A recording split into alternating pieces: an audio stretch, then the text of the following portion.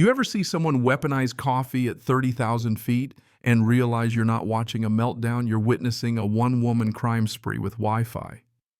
Yeah, that happened. Let me back up a sec. Picture this. I run 62 airports. Yeah, I said airports, not airlines, not planes. Just the concrete and glass and chaos in between. I like my world steady, humming, predictable.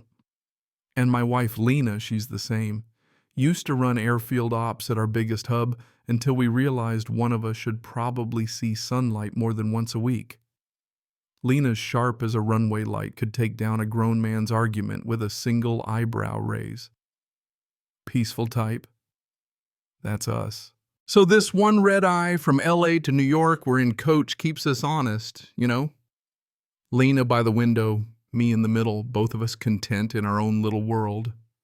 Flights packed, everybody breathing recycled air and caffeine, and I'm scrolling maintenance reports while Lena watches the ground crew through the glass.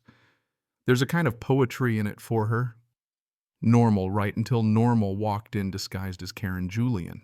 This woman strolls down the aisle in those I didn't try, but, I did designer sweats. Phone up, like she's about to break the next viral news story, stops right at our row and points at Lena. You're in my seat, she barks loud enough for the whole cabin. Lena doesn't budge, just lifts her head. Deadpan. 12A, that's what my ticket says. Karen waves her phone around screen, reads 14C, clear as day.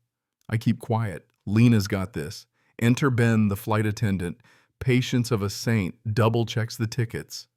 No, ma'am, your seat's back there. Karen kicks up the drama. I need the window. I get claustrophobic. If she'd swooned, it would have completed the act. She's got a cup of coffee, scalding airport grade, probably $9, and she's waving it dangerously close. Lena finally gives her the don't test me look she saves for rookie pilots. Your seat's 14C, ma'am. I trust you can read. Karen's face curdles. Then, with the most calculated flick you ever saw, she dumps that coffee straight onto Lena's lap and arm. No accident. No apology. She gasps, more stunned than burned, and I watch Karen's face twist into this little victorious smirk while her phone keeps rolling. The whole plane feels like it's holding its breath. I don't yell, don't even blink, I just file it away. Some people think they're shooting a TikTok, not picking a fight with the entire airport industry, especially when the quiet guy in 12B is the one holding the keys. The crew jumps into action. Ben douses Lena's arm with water. Another attendant walls Karen off with that special, ma'am, please step back. Tone you only hear at 30,000 feet. Passengers start filming. Karen starts wailing. I'm being harassed, cue the tears, cue the hashtags. But then there's a shift. Big guy in a construction shirt across the aisle, Gary calls her out. Lady, we all saw you. You did that on purpose. She shrieks about witnesses, but then a guy in plain clothes walks up. Eyes sharp, air marshal. Quiet authority. He asks Lena if she's all right, soft as a whisper. But when he turns to Karen, his voice could freeze lava. Ma'am, I need your phone. You're interfering with flight crew federal offense. We can do this easy or hard. You could see the confidence drain out of her. She hands it over, but I spot a second phone in her pocket as she's led to the back and flex cuffs. Sure enough, she starts live streaming from that one. I'm being kidnapped by the airline, I almost laugh. She wanted content. Oh, she was about to get a lifetime supply. After they sequester her in the back, there's this weird sense of community on the plane. Passengers are sharing videos, swapping contact info. Ben offers us an upgrade as an apology. I point at a young family whose kid got splashed. Give them our seats, I tell him. Let the real victims have the perks, and maybe Gary and the college kid who filmed get a window for their trouble. It feels right. That's how Lena and I are fixers. While Lena rests, I send a quick message to my head of security, Uncle Dan, ex-FBI, a guy whose face has more stories than the runway at O'Hare. I tell him everything, and he's already plotting before I finish. What do you need? Everything I say, statement CCTV, a full dossier on Karen Julian. She's not just a pain Dan, she's a professional. By the time we land, the plane's a pressure cooker. Port Authority cops PR, everyone's waiting at the gate. The captain makes a perfect, calm announcement, textbook crisis management, zero drama, all facts. Karen tries one last performance phone out, screaming about being silenced by corporate America as the officers walk her off. "You'll pay for this," she hisses at me, and I just meet her stare. Not a word. Let her have her little moment. All she's doing is hammering more nails into her own coffin, and she doesn't even know it. After the rush, Lena and I finally deplane. At the jet bridge, I introduce myself to the Sergeant Ethan Billings and let him know with a quiet little flex that from this point forward, she's on my property.